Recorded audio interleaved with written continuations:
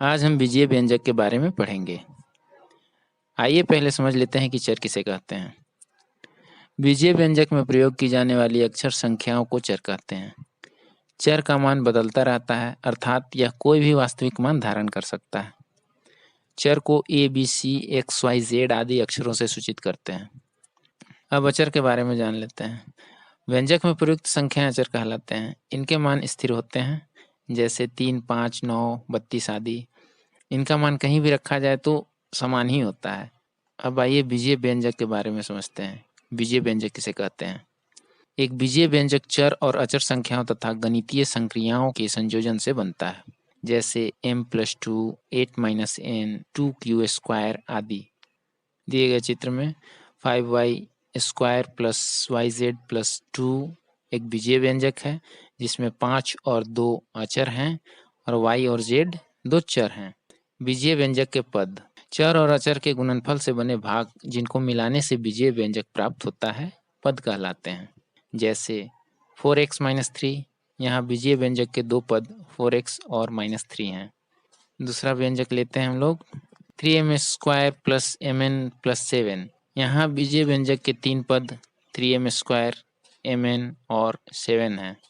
बीजीय व्यंजक के पद लिखते समय हमें ध्यान देना है कि अगर किसी पद के आगे अगर प्लस का साइन है तो वो प्लस का साइन नहीं लिखा जाता है।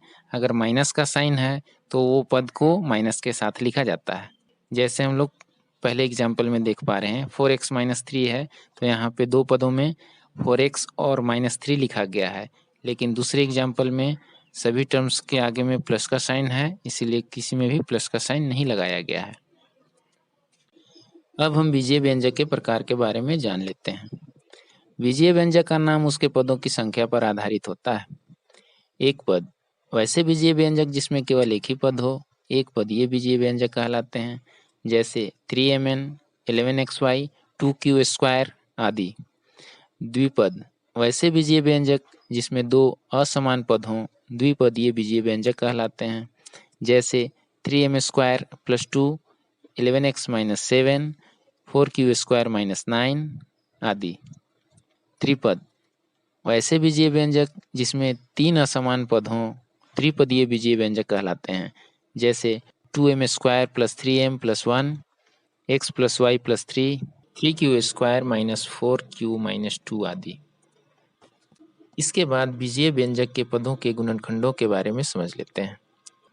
पहले उदाहरण में 7q² 7q और q के गुणनफल से बना है, अर्थात 7q और q पद 7q² का गुणनखंड है। इसी तरह दूसरे उदाहरण में 8m और n पद 8mn का गुणनखंड है। अब जान लेते हैं समान पद और असमान पद क्या होते हैं। जब 2 या 2 से अधिक पदों के चर गुणनखंड समान होते हैं तो ऐसे पद समान पद कहलाते हैं, जैसे -9xy, xy और 3xy। तीनों पदों में चर गुणनखंड xy कॉमन है। जब 2 या 2 से अधिक पदों के चर गुणनखंड असमान होते हैं तो ऐसे पद असमान पद कहलाते हैं, जैसे 3x², 5x और 7xy। इन 3 पदों के उदाहरण में हम देख सकते हैं कि तीनों पदों में चरों के गुणनखंड एक दूसरे से भिन्न हैं, अतः तीनों पद असमान पद हैं। पद के गुणांक गुणांक संख्यात्मक गुणनखंड या एक से अधिक गुणनखंडों का गुणनफल है, जो पद के शेष गुणनखंड के लिए गुणांक होता है। आइए इसे एक उदाहरण द्वारा समझ लेते हैं। यहाँ एक पद -7x² लिया गया है, जिसका संख्यात्मक गुणांक -7 है। इस पद में x² का गुणांक -7y है और y का गुणांक -7x²